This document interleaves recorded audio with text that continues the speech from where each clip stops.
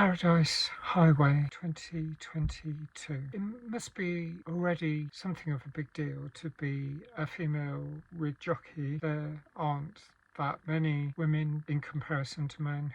There are fewer women who drive large juggernauts or semis, as they appear to be called in the USA. These large trailer trucks, I think 44 tons, that's European metric ton. They might be even bigger in the US. They're huge vehicles, and there are plenty of them on highways all over the USA, the UK, Europe, and it seems a pretty tough job driving one of those. Such a huge responsibility, having to maneuver with such large weight.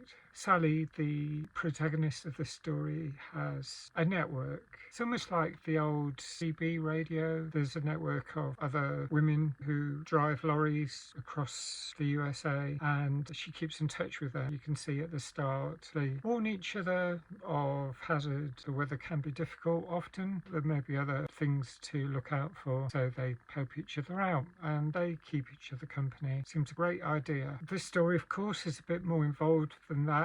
It's a road trip, and the tension is ramped up because her brother is in prison. It appears she's been doing favours to keep him from a much worse fate than prison, some sort of beating, who knows how bad. In the past, she's helped keep her brother out of trouble by carrying something in her vehicle, drugs from one location to another, so that the criminals on the inside don't get to her brother. He slips her a note, and it's about a job that needs doing. This is like one final job. He's coming out. She's very reluctant, but she goes to the location where she's going to pick up the package. The difficulty is it's a girl who the organisers of this crime are wanting taken across a state border. She is going to be hiding in the lorry whilst Sally drives her across a state line. Wow, yeah, that can't be easy.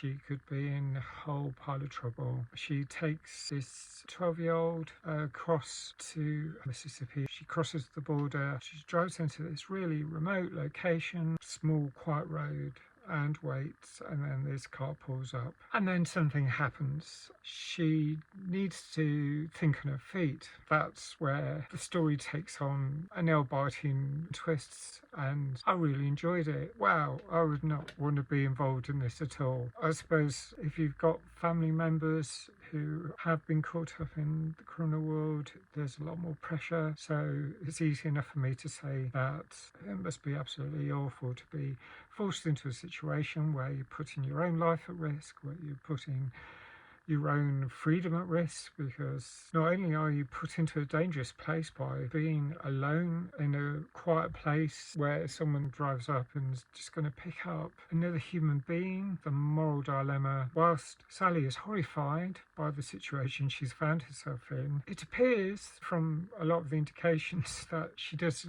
care about this young girl. She has got a sense of humanity, but she's dealing with other people who haven't, allowing someone to be trafficked. I mean, there's bad enough people trafficking drugs because that causes harm to so many people, but horrendous people who traffic children are a lot worse. People smuggling, that is really heavy business. This was a really amazing story. There's so many hazards. I've noticed when I've travelled in the States, if you go on any road trips, there are weigh-in stations for weighing trucks to see if they comply. Sometimes they want to search the truck. She's got to have a poker face. She's got to not give a clue that there's the police, obviously. All sorts of possibilities. There's the whole threat of violence from so many different angles. And it's difficult and uncomfortable viewing. The hazards are immense, and there's conflicting imperatives because she wants to protect her own safety, protect her brother, and she wants to protect this young girl. She has got this network of other women who drive lorries, heavy goods vehicles, and her choices But sometimes it feels like they're going against the grain of against what you want to happen in real life. Sally has been set up on a direct collision course with a system that should be protecting all human beings, but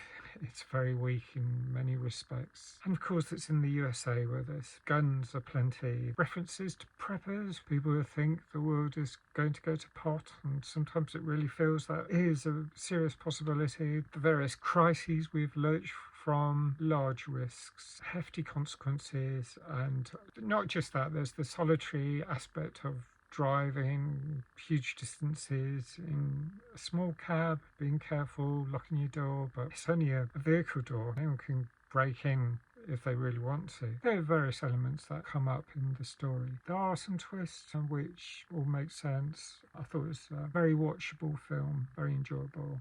This kind of thriller is one of my favourite type when it comes to its female director, female protagonist. It makes it much more interesting because the fear element is palpable. There are so many risks, the stakes are higher. There's the assumptions made by people that if there's a lorry driver, they're going to be a man. And of course, that's not the case. There are quite a lot of women doing this job. But having a man's coat on the back of the seat is going to help if someone breaks in, to give the impression that it's a man driving that truck. It's a worthwhile watch to see how Sally copes in this situation. I loved it. Really thought-provoking film. I'd score it 8.5 out of 10. Nail-biting, thrilling. I wasn't sure how it's going to end. Let me know your thoughts if you've seen it. Thanks for watching. Bye for now.